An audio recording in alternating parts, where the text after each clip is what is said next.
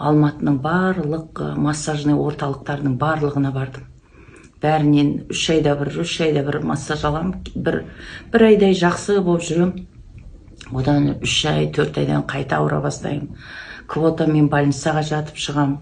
Мысал үшін 6 ай жақсы болатын, қазір возрастқа байланысты уже 3-4 айда қайта ауыра бастаймын. Содан бәрін қойып, осы арадан Қытайдан келген демал массаж орталығы керемет жақсы емдейді дегеннен кейін осында келіп, действительно көзім жетті. Бұрын мен төсекте ұйықтап жатқанда ары-бері қозғалу деген маған өте қиын болатын, оңға солға. Қазір осы қыздардан әртүрлі керемет мықты шөптермен не алдым, как неме еді Құдай-ау, шөптермен емделдім, инемен емделдім.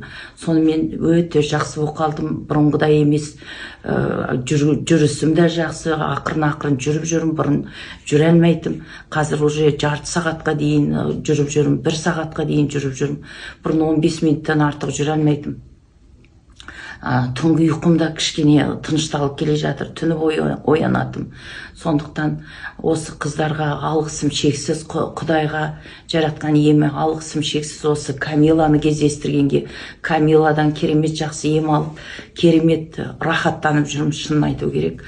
Мен құсап протрузия, грыжа, хронический ауруларың болса, бүйрек, бауыр, соның барлығына өте жақсы көмектеседі. Сондықтан мен сіздерге айтарым, шамаларың келсе, протрузия, грыжа болса, бүйрек, бауыр, ішкі құрылыстың аурулары болса, бәрін осы жерде өте жақсы емдейді. Өздеріңіз келіп көріңіздер, көздеріңіз жетеді. Рахмет. Құдайға да, жаратушы иеме де алғысым шексіз. Осы Камиланың орталығына да, демал орталығына да рахметім шексіз. Ішіндегі қыздар да өте жақсы. Рахмет.